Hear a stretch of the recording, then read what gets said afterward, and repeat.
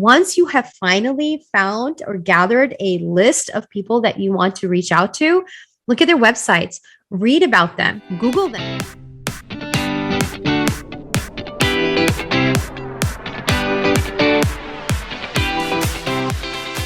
So tell me something.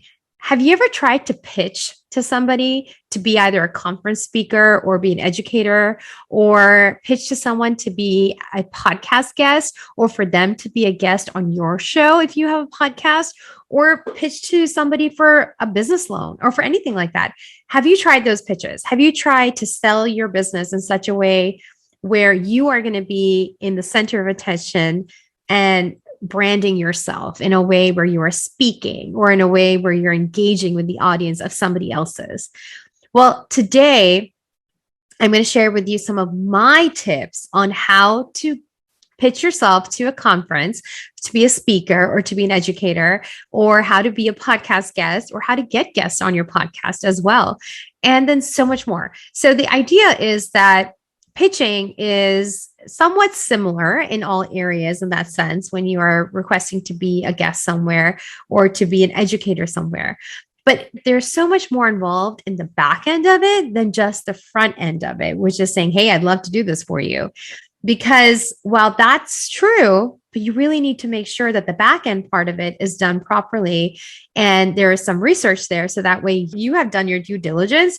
But then in addition to that, the other person also knows that you're involved, you're invested, and you also know something about them, that you're not just walking into it cold turkey. So even if you are applying for a job, hey guys, this would apply to you too, right? Okay, let's get started.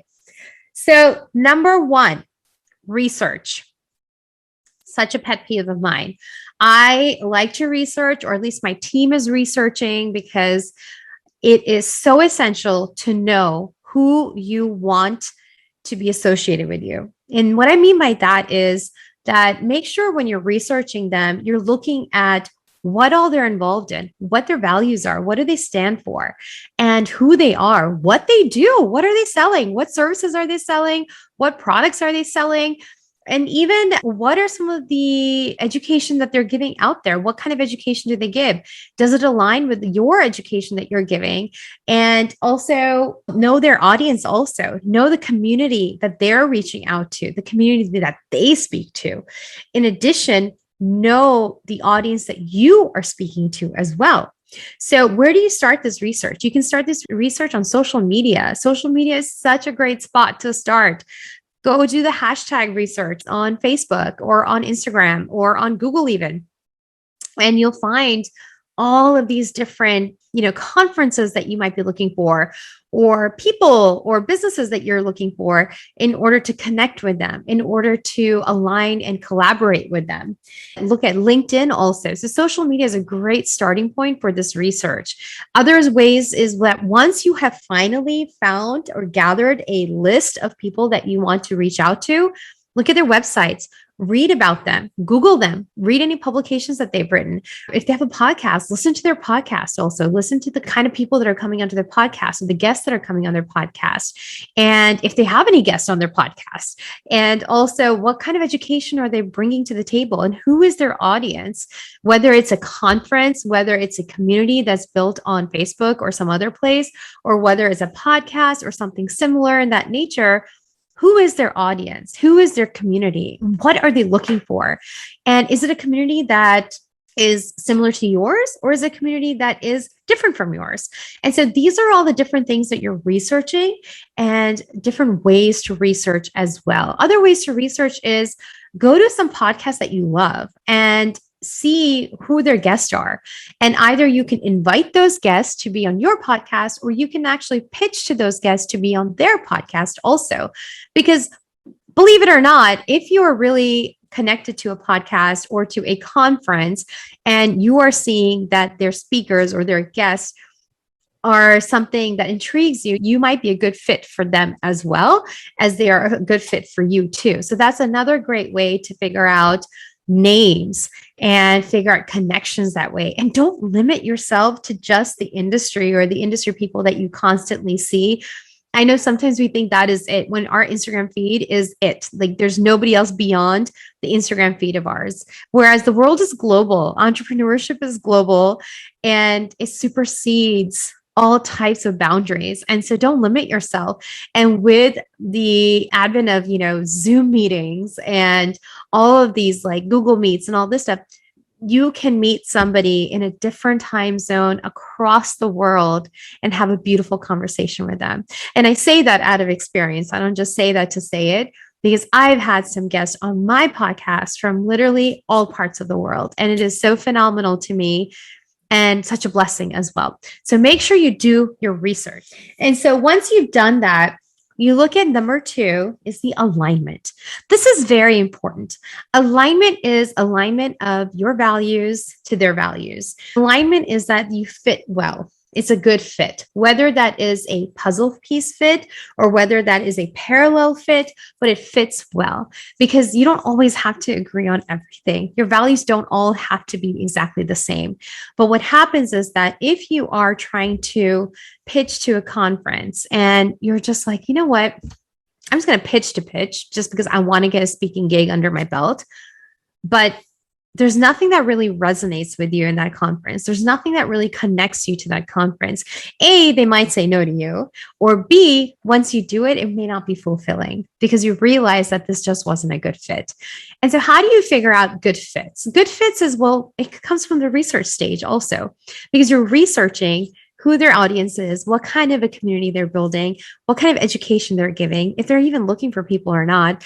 The worst is when you pitch to a podcast to be a guest and the podcast does not even have guests on their podcast. You've clearly not done your research. And that is such a turnoff. Like, it irks me when I get emails or DMs and they're telling me to, turn my side hustle into a full-time job. And I'm just like, do you even know me? Do you know what I do that you're just sending me this? Clearly, this is my full-time. Clearly, this is not a side hustle. And clearly, you have done zero research. So why would I say, okay, let's do this? So don't be so generic in that.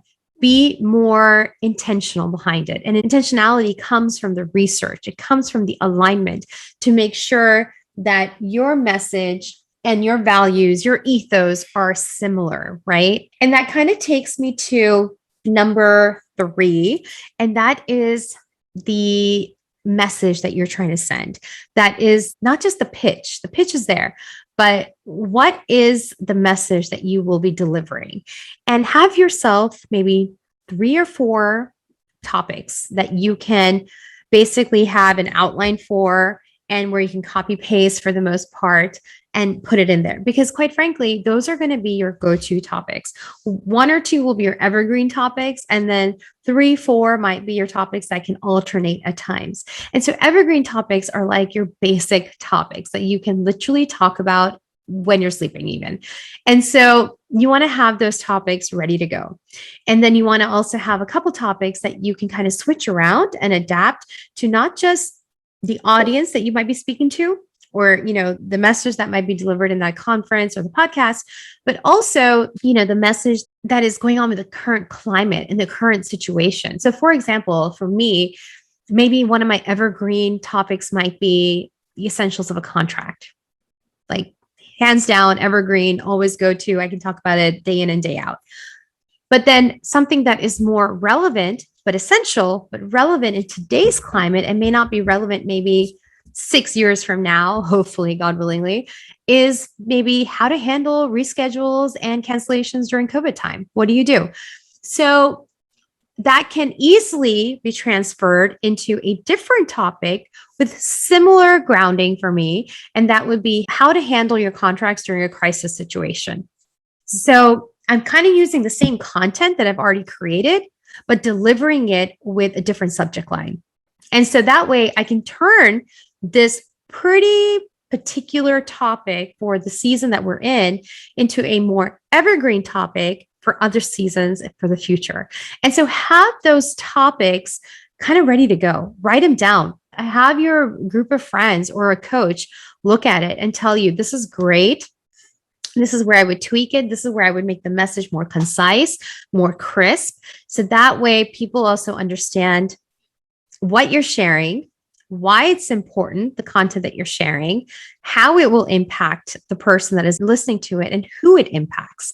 So that way there's no confusion and they know exactly kind of like what you're about to pitch. They also have an understanding of where the direction of your topic might be as well. And then it goes to the pitch, number 4. So the pitch is really important to me. And the reason is because the pitch is essentially taking 1 through 3 and putting it together in a beautiful package and delivering it. And the reason is that 1 to 3 is done is so you can deliver a package that is intentional, that is customized, and that is personalized. Now, with all of that, that doesn't mean that you can't have some templates sitting around, because everybody should have some templates sitting around, because that's what makes your operation smooth. So like that, I have some templates that I have for my pitches, but inside each template, there's a space for personalization. There's a space for me to tell my recipient why they're important to me and why I think that what they're doing is amazing, how they have enriched my life, but how I will be also enriching their life and their community. And this is the way we align with each other, or this is how we will be a good fit for each other.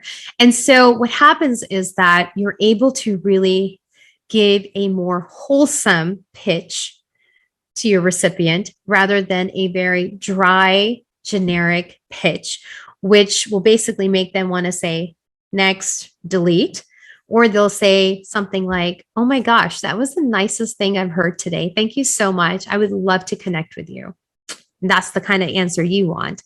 And the reason is because when you show somebody that you're interested in them, you've gotten their attention. You have gripped that attention that was probably lost 5 emails ago in their inbox that is now getting buried by emails, or whether that's a DM inbox or their email inbox. So you want to stand out. And so standing out is personalization. Standing out is showing interest and intentionality to your recipient. And I think it is so important, whether you are pitching yourself to be an educator or a speaker or a guest somewhere, or whether you're even pitching yourself to be like an employee somewhere. I don't care if it's an independent contractor. I don't care if it's an employee.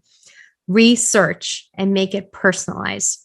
Show them that you have studied them. Show them that you are interested in their business. Show them that you know what their business is about, and show them how they have impacted you or motivated you or inspired you, and how you can in turn give them that motivation, inspiration, and impact the way they want to give to their community, and how you would be such a beautiful asset to that. Then, of course, the subject line.